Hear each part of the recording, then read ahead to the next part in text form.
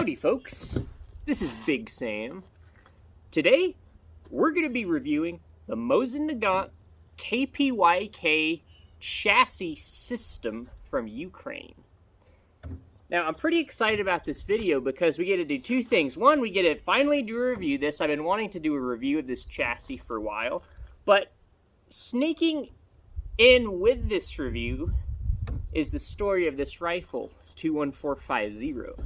And as you saw from that little montage, well, this rifle has been some places, folks. So we get to use this chassis to help tell this rifle's story and to help further this rifle's story. So what exactly do we have here?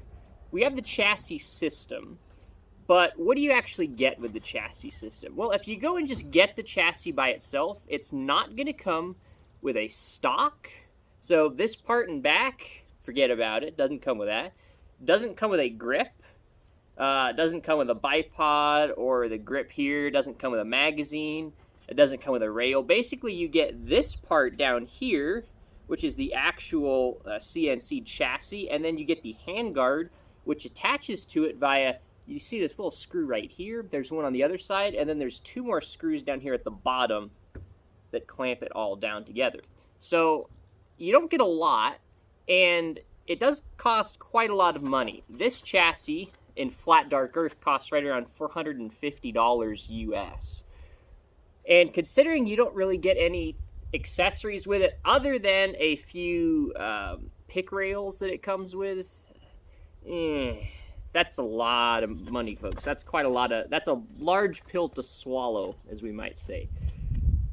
So as you can see, I've had to get a lot of extra accessories to put on here. We've got a BCM vertical foregrip. We've got a Magpul flat dark earth bipod. We've got a Magpul AR grip. What's nice about this chassis is it takes AR style grips, as well as taking an AR style buffer tube. It's threaded here in the back for a standard buffer tube. And one of the things they also sell is this little attachment right here that you can see. This attachment actually allows you to fold.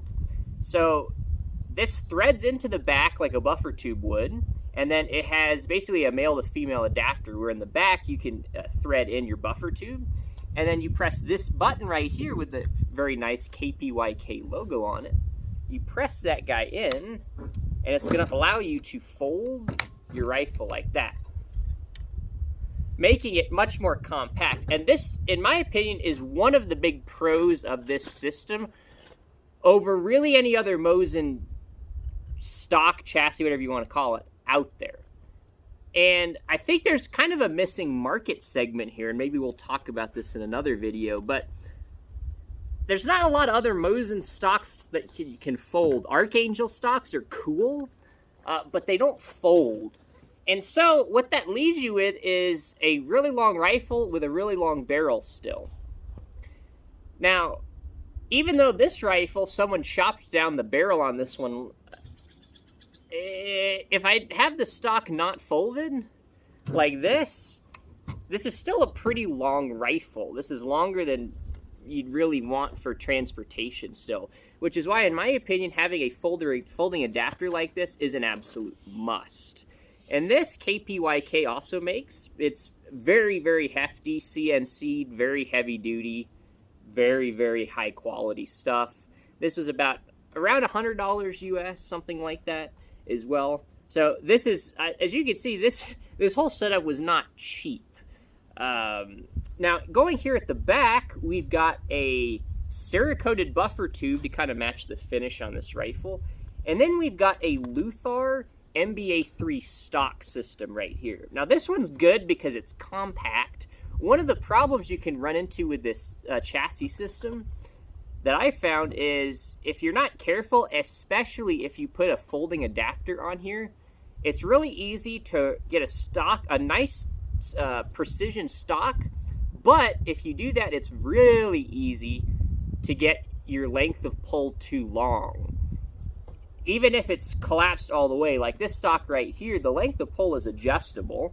So all I have to do is untwist this guy, and see I can just pull this guy in and out. But even on a lot of the stocks I tried on the lowest setting, you got to be careful. Because I really even wouldn't want to extend this anymore for me personally, because the length of pole is, as it sits now, right here, is about as long as I would want it to be. Anything else is just... So that's something you got to worry about. You know, a Magpul precision stock on a setup like this, especially with a folding adapter, it's going to be way too long. So if you're holding up your rifle, it's going to be like over here, your stock's going to be all this long. It'll still fold. It can still be compact for transportation, but if you actually want to hold it up to shoot, your length of pole is going to be ridiculous. So something to consider. That's why I really like this Luth-AR MBA-3 stock, or even just a normal like M4 style basic stock is going to work, but I wouldn't recommend that necessarily because those don't have adjustable cheek risers. This one does. You just have to unthread this, and this guy can move up and down, so that's pretty cool. Alright, and as you can see, we have a mount on here. Now, as you saw from the horrible pictures at the beginning of that montage, if somebody drilled and tapped this, but it didn't have a mount on it. So I kind of had to guess about what mount it was made, drilled for, because it was in an ATI stock, and it had an ATI bolt. So I sort of assumed that maybe it was drilled and tapped for an ATI mount. Now, the only problem with that was the ATI mounts are now discontinued. And some of y'all may have had some experience with them. These are pretty good mounts, but they don't make them anymore. And I was amazed how hard it is to find one. You almost have to buy a gun that has one on there just to get the mount. Now, thankfully, most of y'all won't have that problem. Most people who are looking for the mount aren't doing so because they have a gun that's been drilled and tapped for the mount, but the mount's missing. Well, I got the mount, and I was happy to say it did fit. And that, of course, has allowed us to put an EOTech on this guy. Now, why an EOTech? Well, I like the EOTech because it's a hollow sight. You know, it's nothing too crazy with optics. It's good for close quarters, and you might look at it and say, this looks like more of a precision rifle. You could set it up that way. I've set this up more for a close quarters rifle within like a couple 100 yards sort of rifle. So really good for, you know, hunting or close quarter defense, that kind of thing. This would be a really awesome truck gun, especially because it folds up and it's really nice and compact. But the other thing is the mount. The mount's actually installed backwards. It's supposed to be installed this way, but it's flipped around that way. Now, why is that? Well, if I flip it around this way, it has really low clearance to the bolt, and then you're going to need the ATI bolt, which you saw in those pictures, and it looks absolutely unappealing to me. So this is an original PU sniper bolt I got from Ukraine. And as you can see, the clearance just barely clears the EOTech just fine, though. I don't have to worry about that. So that's another reason I kind of like this. And if I set it up this way, you know, I'm going to need something with a lot longer eye relief. And if you have a red dot or a hollow sight like this, it basically has unlimited eye relief, so you can mount it as far forward as you want to while still be able to see the reticle very good. So awesome. That's what I went with, and I'm really happy with it. You could do something totally different, though, if you wanted to. Now, KPYK does sell mounts if you wanted to drill and tap your rifle. Unfortunately, though, they only make the mounts for round receivers. Now, this gun, being from 1904, is a hex receiver, so that wasn't going to work. And also, someone had already drilled and tapped it, so I kind of had to work with those parameters that I already started out with. Okay, now, what are the cons of this? Let's go through the pros and cons, and we'll go through the cons first. The cons of this setup. Well, I think we've already established one's the price. This is not very cost-effective. The second con is going to be rarity. It's actually pretty hard to get one of these. Now, I picked this guy up off of Legion USA. I think they still may have a couple in stock. And there may be one or two other places where you can get one of these right now. But, you know, with the war going on in Ukraine for the past, 2 months now, I don't know how many more of these we're really going to see in the United States anytime soon. So if you want one of these, now might be your last chance for at least a while. Unless they manage to get their shop set up in another country. I don't really know, folks. So rarity is going to be a con. A third con is in order to install the handguard, which is this piece. Now you don't have to. You can run it with just this chassis, which is just this part right here, but it looks really weird if you don't have this whole handguard here. And in order to install the handguard, you have to remove the rear sight base. It could be silver soldered on, so you may just have to heat it up a little bit. Or yours might just drive right off. It might have some cross pins through it if it's a 9130 style. But not the end of the world. And that's something you can put back on. It's a dovetail, so if you want to reinstall it, you can. But that's kind of a pain as well. The reason is, of course, because the handguard sits so low that if you try to install it, it'll hit the rear sight base. Now, some of y'all might be asking, well, on my rifle, the sight base is low enough. Probably not, because I've tried this on... Well, first I tried it on this rifle with the M91 style sight base, the old style. And it was too high, it hit, so it had to come off. But that was fine, because let's face it, someone had already shot the barrel, and the gun had no front sight anyway. And also, the actual sight itself was missing. That was the least of my worries. And actually, removing that made it a lot better, because it allowed me to put it in this chassis.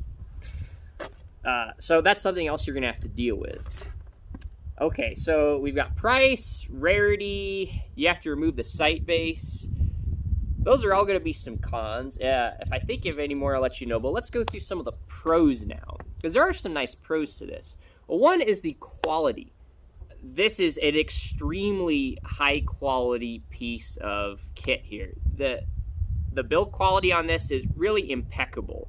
From any other Mosin product I've seen, this is orders of magnitude better. I cannot stress that enough. This is absolutely incredible. So at least for like a quality standpoint, I think you probably do get your money's worth. Much more so than like an Archangel stock, because it's polymer, but it's a lot cheaper. You get what you pay for. Now, another one of the pros of this system is, even though they really tailor this for 9130 rifles, this will absolutely fit a hex receiver rifle.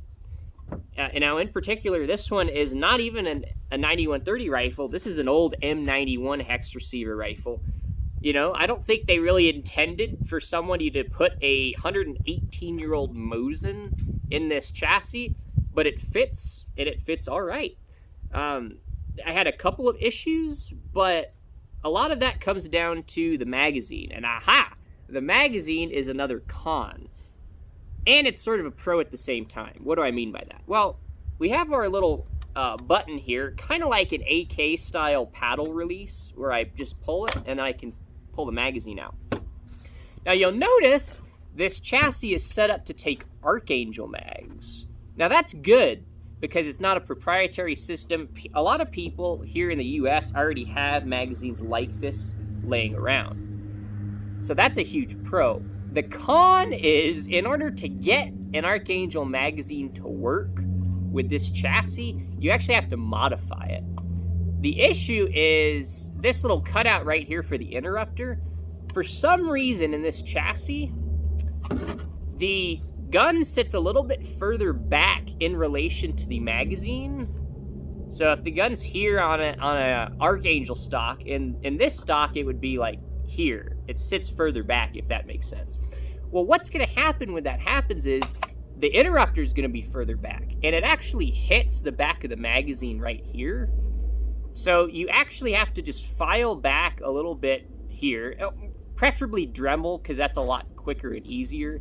Now, I opted to file this, which, in hindsight, I would probably just try to Dremel one of these, but it does work. It just takes a little bit of patience. I also had to disassemble this because you have to file on the actual magazine body, and then you also have to do the same on the follower itself here, this little plastic follower, this guy. So it's easy to disassemble these, but you just pull it out, get it done. And that's about that. Now, the other thing I had to do for this particular rifle, again, your rifle, the fitment may be a little bit different. I actually had to file on the magazine catch because when I would insert it, it would hit the bottom of the receiver. And when it does that, I mean, it's not going to go in anymore, right? It's hit flat. But the magazine catch was a little bit too long, and it wouldn't quite engage with the magazine release here. So I had to file away on that a little bit until when I inserted it, it would finally click. Okay.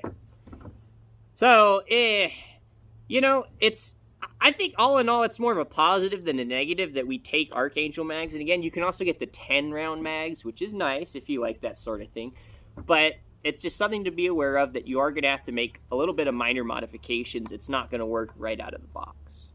Okay, so a lot of money, time, heart, and soul, blood, sweat, and tears went into this rifle. So the KPYK chassis is pretty cool, but is it worth it? Well, just from the cost of the chassis plus all the accessories, I would tend to say no, but it really begs the question of how are you defining the value of it? Okay, so what are you looking for? If you're looking for some reason where you have a Mosin like this, where you've got, you know, a totally free-floated barrel, that's another one of the pros, folks. It's totally free-floated barrel. You have M-LOK capabilities, folding stock, compact for travel, detachable magazine. It's one just metal chassis, so it's, I mean, it's not even pillar bedded. It's just like the whole thing's one pillar essentially. So it's it's really hard to beat that. It's very, very awesome. This is really theoretically at least going to maximize your accuracy compared to any other system out there that I can see. It's even cut out right here for a Timney trigger. So if that's exactly what you're looking for, and you don't care if this is going to cost, you know, over $1,000 to put together, not even including your optic. Maybe, though, again, as it really depends on if you already have the gun you're starting out with or not, the actual Mosin. But these parts can get really expensive, folks, so be warned. If for some reason that's what you're looking for, then my answer would be go for it if the price isn't much of a concern to you, because this is a really, really unique system. And, you know, there's a lot of other Mosin stocks out there that just don't look nearly as elegant, as beautiful, as modern, as purpose-built as this guy does. And flat dark earth is my color, so I love this rifle. This is probably one of my favorite guns I've ever seen or ever held. I know that may sound weird, but if you actually had some time holding one of these, I think you would actually start to see what I'm on about. It's just so nice, and it's just so cool to have a Mosin that you can fully customize. That's something I'm always into. We could talk a little bit more about the accessories. Again, this is a little BCM handguard, and I went with a shorter style one because I wanted to be compact to fit in a bag that wasn't super wide, and I didn't want it to stick too far out past the magazine.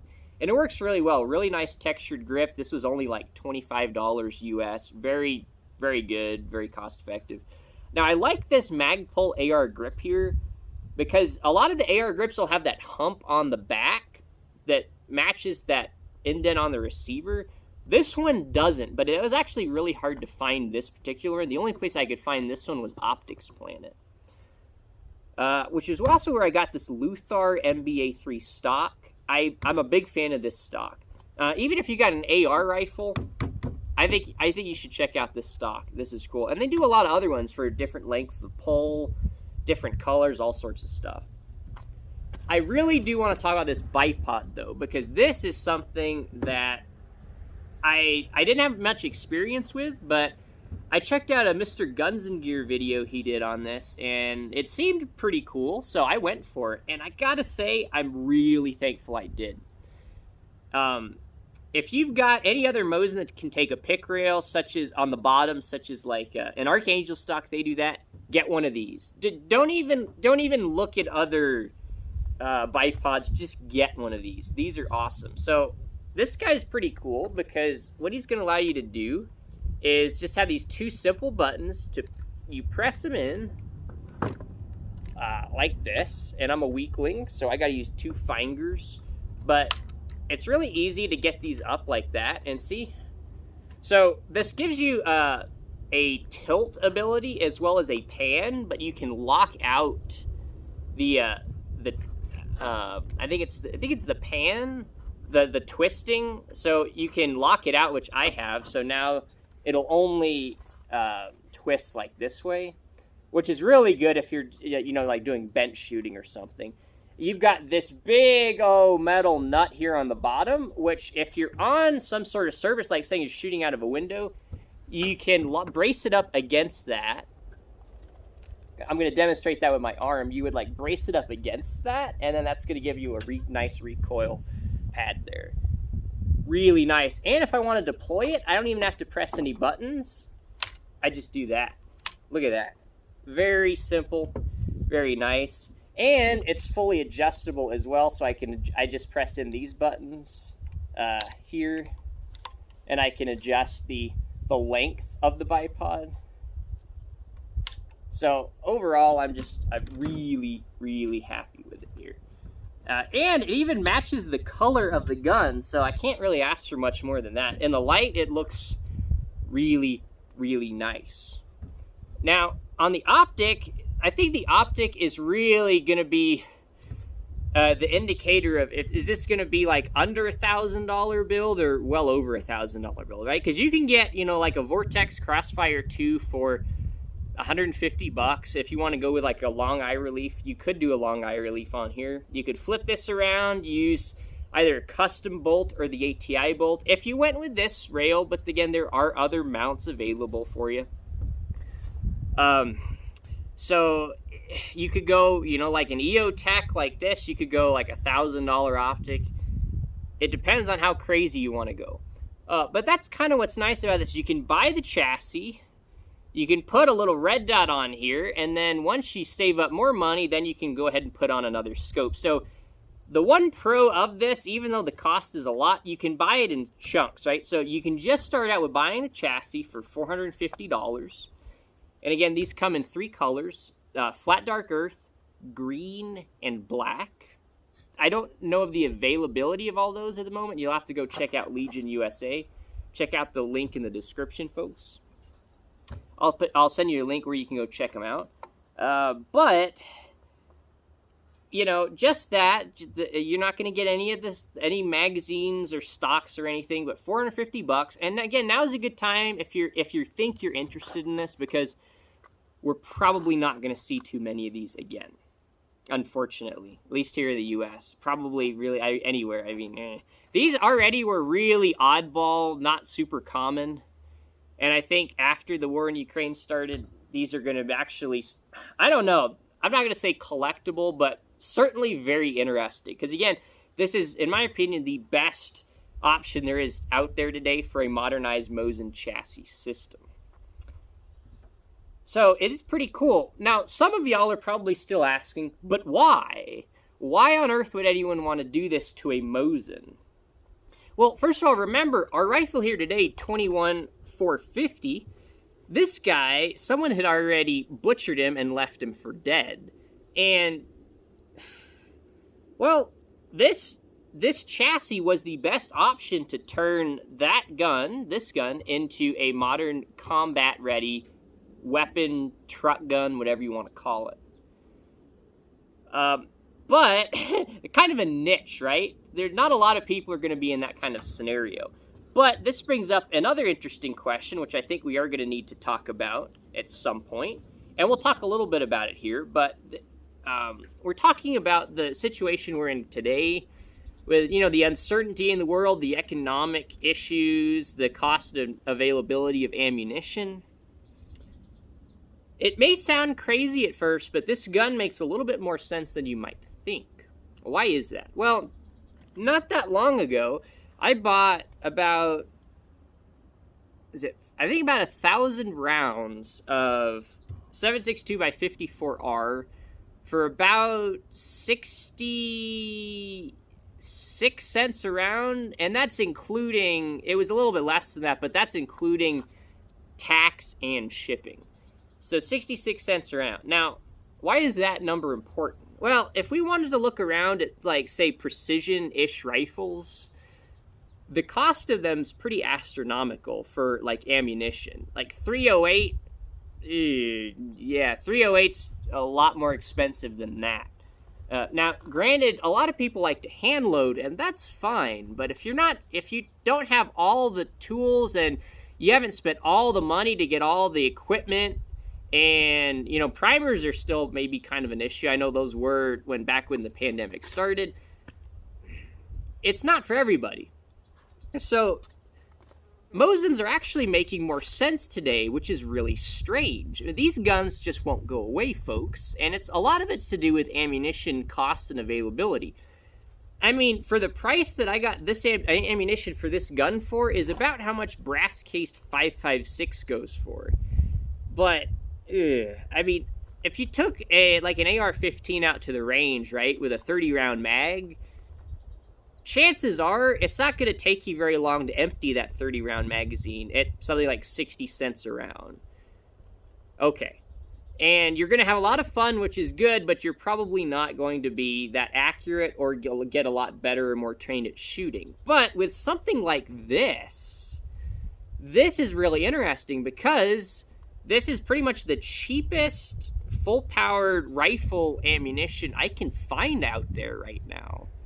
And it's bolt action, so, you know, I'm not going to just burn through a bunch of ammo really quickly. I'm going to have a much better time or easier time making myself, you know, take time with each shot, getting used to the rifle. And I could be out shooting for a while and not actually shoot all that much ammunition. So, cost of ammunition perspective, these rifles are actually a lot more viable than you probably originally would have expected. Really, the only other system out there that has cheaper ammunition readily available for something like this is like 22 long rifle. That's way cheaper, obviously, but the problem with that is it's not a full-powered rifle ammunition. So it's good to train with 22s, but they don't train you for things like report or recoil or a lot of times even weight. So this guy is going to get you all of that for a really good bang for your buck from an ammunition perspective. Now, you can also make the argument of, well, the cost of this chassis system is really, I mean, for all that much money, you could buy a lot of 5.56. You're probably right.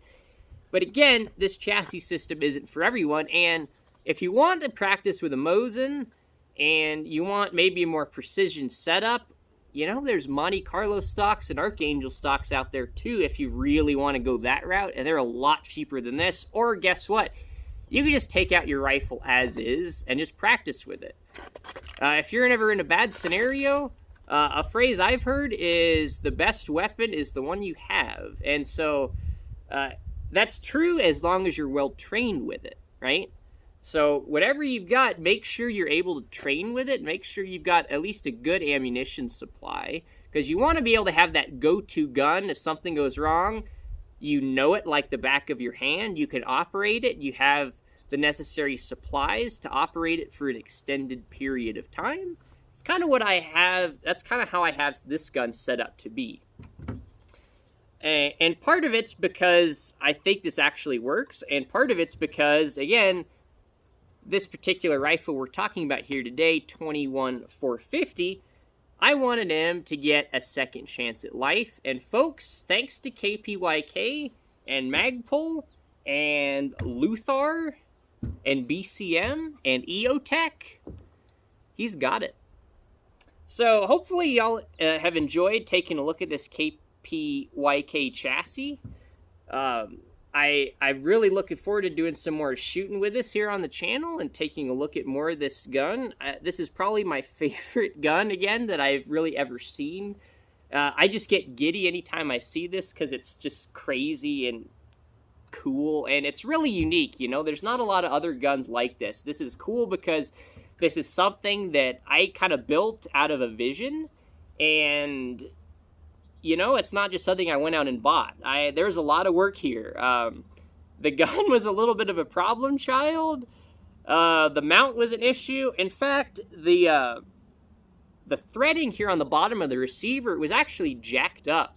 When you put if this is the receiver and the screws going in here, it was actually cattywampus the threading, because when you tried to thread in the bolt to secure the receiver to the stock chassis, however you want to call it, it would actually go in cattywampus. That's what we call sideways here in America, cattywampus. I don't know really how that translates any better to some other languages, so my apologies, but cattywampus. So actually I had to retap the threads on the bottom end of the receiver of this gun, but we got it to work, folks. Patience and perseverance. And it was quite a journey, but folks, it was worth it because this gun is just cool. I can't say that enough. It's cool. I hope y'all get to actually see this gun in person one day. Maybe if I ever have like a table at a gun show, I'll let y'all know and I'll bring this and y'all can come look at it maybe. Let me know if you'd be interested in that, because I would like people to see this because it's super cool, but it also is a good conversation starter about history, right? So you might look at this and not be interested in history or the guns at all, and you're like, oh, that's a really cool gun. Is that like a modern Remington 700 or something? If you're looking at it from like 10 feet away and you say, no, actually, this is a 118-year-old Mosin Nagant. And you can tell them the story of Mosins, of this gun, tell them why Mosins are still relevant today, all sorts of stuff. So I just think that's fantastic. Oh, did I mention this has a cutout for a Timney trigger in it? So you put a Timney in. I love it, folks. This is such a cool stock. So, could I recommend it now? This is a difficult thing for me. Because, again, the answer is probably not. This is not for everyone. I'm not going to go tell everyone watching this, you need to go buy one right now. And the fact of the matter is, it wouldn't really be that possible because there aren't that many of these available to buy. It's probably less than 10 right now on Legion USA, if that. So, very low availability. Again, with that comes rarity, and if you want something unique that you don't see very often, this is a pretty good option for you if you don't care about the money. Oh boy. The money's a big one, and that's really why I couldn't recommend this to everyone. The other reason past the money is having to remove the sight base is a little bit of a pain, because I would prefer a system where, you know, it would just be a drop-in. You could just drop the receiver in, kind of like an Archangel stock. But this is a little bit more hardcore than that, so okay, I understand it. All in all, though, really cool, very limited market, but awesome, awesome gun. And again, if this is my favorite gun, I think that ought to tell you a little bit about how this gun feels in the hands. Oh yeah, I love it, folks. So thank you guys for watching. If you like Mosin Nagant content like this, we do tons of neat stuff with Mosins here on the channel. So make sure to subscribe and hit the bell and don't miss an episode, because folks, you never know what you're going to see. We try to cover about every single topic we could about Mosins, from very old to very modern like this, and everything in between. This is mainly a history channel, but you know what? When we can combine modern 21st century applications to a 118-year-old Mosin, I like that kind of thing. So thank you guys for watching. Let me know if y'all got any prayer requests, and we'll see you next time.